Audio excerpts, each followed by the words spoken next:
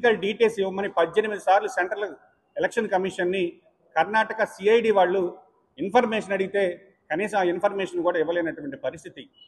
కాకపోతే ఈరోజు స్పష్టంగా ఆధారాలతో వివరిస్తే నేను ఎలక్షన్ కమిషన్ ఒక మాట చెప్పింది, అవును ఏదైతే ఓట్ల డిలీషన్ సంబంధించి అప్లికేషన్స్ వచ్చిన మాట వాస్తవే, మేము అవన్నీ పరిగణలో తీసుకోలేదు, కొద్ది ఓట్లు మాత్రమే, కొద్ది సంఖ్యలో మాత్రమే డిలీట్ అనేది. అంటే వచ్చిన మాట అయితే వాస్తవం, సాఫ్ట్వేర్ని ట్యాంపర్ చేసో లేదంటే దానికి సాఫ్ట్వేర్కి వేరే రకంగానో హ్యాక్ చేసో ఎక్కడైతే ఎలక్షన్స్ జరుగుతున్నాయో, ఎక్కడైతే కాంగ్రెస్ బూత్లకి మెజారిటీ ఓట్స్ ఉండేటటువంటి దగ్గర ఈ యొక్క ప్రయోగాలు ప్రతి రాష్ట్రంలో చేస్తున్నారని రాహుల్ గాంధీ గారు ఆరోపించడం జరిగింది.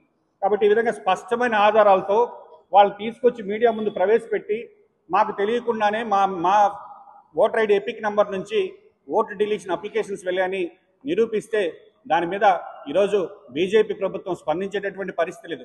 ఎందుకంటే election commission of India chief election కమిషన్ని నియమించేటటువంటి విధానాన్ని బీజేపీ పార్టీ నాశనం చేసింది.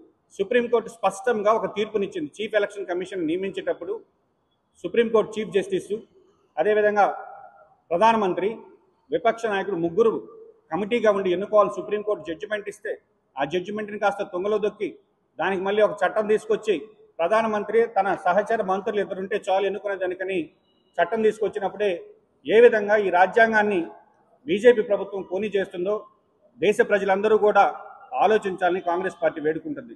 దానికి సంబంధించి కాంగ్రెస్ పార్టీ సెప్టెంబర్ 15 నుంచి అక్టోబర్ 17 వరకు ఒక ఓటర్ అధికార యాత్ర అని ప్రతి ఒక్క నియోజకవర్గాల్లో యొక్క కార్యక్రమం చేపడుతుంది.